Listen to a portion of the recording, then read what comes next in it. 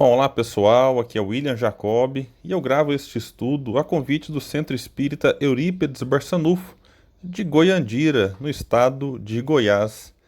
E quando recebi esse convite, coincidiu que eu estava lendo um livro que eu gosto muito, que é o livro Parábolas e Ensinos de Jesus, escrito por Karl Barth, lá no início do século XX. E num desses capítulos ele fala sobre a higiene do coração. E a reflexão que ele nos traz, ela vem explicar, do seu ponto de vista, é claro, a bem-aventurança de Jesus, quando disse, e está anotado por Mateus no capítulo 5, versículo 8: Bem-aventurados os limpos de coração, porque eles verão a Deus. Essa é uma bem-aventurança bem interessante, vários autores trouxeram reflexões para todos nós. Eu costumo dizer que não existe uma única interpretação correta. Cada autor, cada pensador, cada estudioso do Espiritismo e do Evangelho pode olhar para a mesma bem-aventurança e nos trazer uma reflexão diferente, graças à sua bagagem espiritual, ao seu perfil, ao seu estilo de escritor. Então vamos ver aqui agora o que Kai Barchutel nos fala a respeito dela. Há corações limpos e há corações sujos. Para aqueles reservou o Senhor a visão de Deus. E assim como há necessidade da higiene do corpo para que o corpo funcione regularmente, com mais forte razão, faz-se preciso higiene do coração para que o espírito ande bem. É preciso limpar o coração para se ver a Deus. Ninguém há de coração sujo que tenha olhos abertos para o supremo artífice de todas as coisas. A boca fala do que o coração está cheio. Do interior procedem as más ações, os maus pensamentos. Coração sujo, homem sujo. Coração limpo, alma límpida, apta para ver Deus. Faz-se mister limpar o coração. Mas de que forma começar esse asseio? É preciso que nos conheçamos primeiramente. É preciso conhecermos o coração. Nós te ipsum, conhece-te a ti mesmo. Saber quem somos e os deveres que nos cumpre desempenhar. Interrogar cotidianamente a nossa consciência. Exercitar um culto estritamente interno. Tal é o início dessa tarefa grandiosa para a qual fomos chamados à terra. A limpeza de coração substitui o culto externo pelo interno. As genuflexões, as adorações pagãs, as preces cantadas e mastigadas, nenhum efeito têm diante de Deus. O que o Senhor quer é a limpeza, a higiene do coração. Fazer culto exterior sem o interior é o mesmo que caiar sepulcros que guardam podridões. Limpar o coração, continua Caibar, é renunciar ao orgulho e egoísmo, com toda a sua prole malfazeja. É pensar, estudar, compreender. É crer no amado Filho de Deus pelos seus ditames redentores. É ser bom, indulgente, caridoso, humilde, paciente, progressista. É, finalmente, renunciar ao mal para abraçar o bem, deixar a aparência pela realidade, preferir o reino dos céus ao reino do mundo, pois só dentro do supremo reinado poderemos ver Deus. Bom, meus amigos, é um capítulo curto, não é tão longo assim, mas de extrema importância para que a gente compreenda o que de fato a gente deve fazer para higienizar o próprio coração, que na verdade é a higiene da alma. Nós somos cuidadosos, uns mais, outros menos, com a higiene do corpo. Tomamos banho, escovamos os dentes, nos preocupamos às vezes com passar um perfumezinho, nos vestir bem, dentro do possível. Então, nos preocupamos, de certa forma, com a aparência exterior. Isso não está errado, é importante a higiene do corpo, até mesmo para a saúde, para manter o corpo saudável e permitir com que o espírito utilize este corpo por um maior tempo enquanto encarnado. Mas é necessário a gente dar um pouco de atenção para a higiene da alma.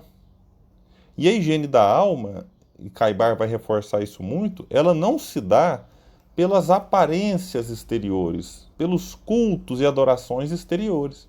Então não basta a gente se dizer espírita, não basta a gente se dizer católico para aqueles que são, protestantes, budistas. É necessário a gente compreender aquilo que a gente acredita para que a gente possa vivenciar estes princípios. Leon Denis, no livro O Problema do Ser e do Destino, nos chama atenção sobre isso. Ele vai nos dizer que não basta crer e saber, é necessário viver nossa crença. Isto é, ele complementa, colocar em prática, nas coisas do cotidiano, os princípios superiores que adotamos.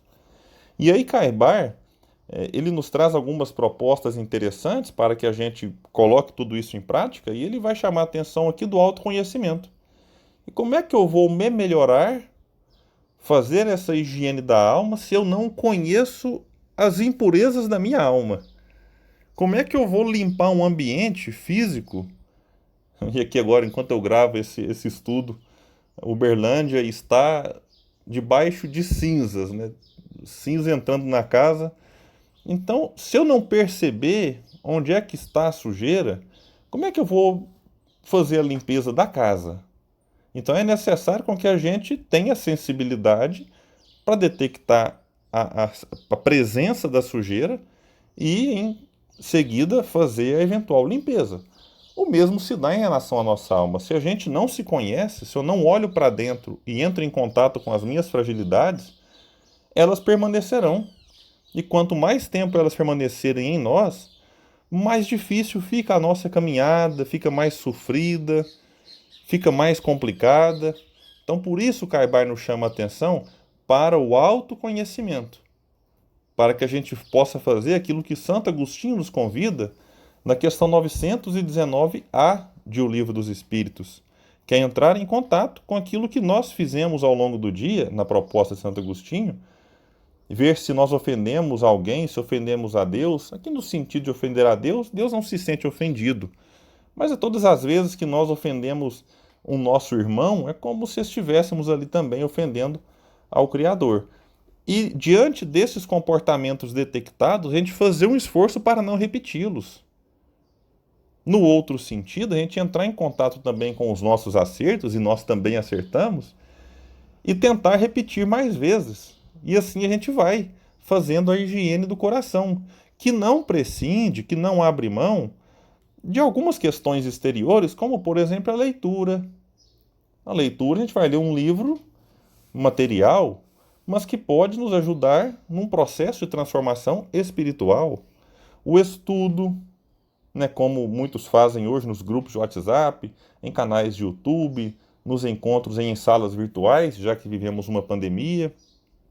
A reflexão daquilo que se leu, daquilo que estudou, porque não é só entrar em contato com o conteúdo, é necessário refletir, meditar, fazer uma prece, pedir auxílio a Deus, né, para que a gente consiga ter mais força para resistir às tentações da vida.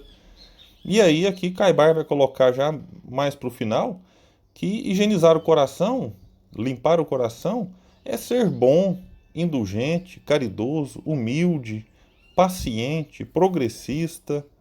Progressista no sentido de não é aquela pessoa que é reacionária, que não se dá bem com o progresso, fica sempre querendo ir contra a marcha do progresso, querendo voltar no tempo e recusar aquilo que a humanidade já não aceita mais, como prática que aceitava décadas ou séculos atrás.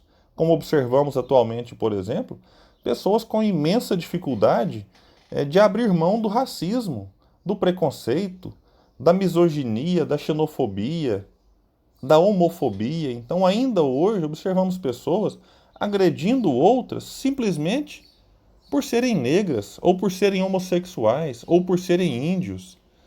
Então, é necessário a gente compreender que higienizar o coração é aceitar a marcha do progresso.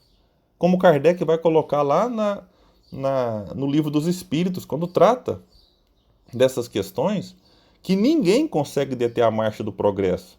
E é necessário a gente, então, vincular tudo isso para que o nosso coração, para que a nossa alma fique mais pura possível, a gente consiga progredir até que daqui a um certo tempo, e pelo menos no meu caso eu acho que vai demorar muito tempo, a gente consiga ver Deus. Mas ver Deus, acredito, não é ver uma pessoa, não é ver um ser, de certa forma, assim como a gente vê alguém, mas é compreender a beleza do universo e compreender que Deus está presente em tudo. Está presente na natureza, nas pessoas, no universo todo, que é o olhar daquele que ama. Quem ama percebe Deus em todas as coisas. Então, meus amigos, esse é o convite que eu deixo aqui para que a gente estude, reflita e faça a higiene do coração para que a gente, quando desencarnar, e a gente nunca sabe quando, né? A gente pode voltar para o outro lado com o coração, com a alma um pouquinho mais purificados. Muita paz, fiquem todos com Deus, bons estudos e boas reflexões.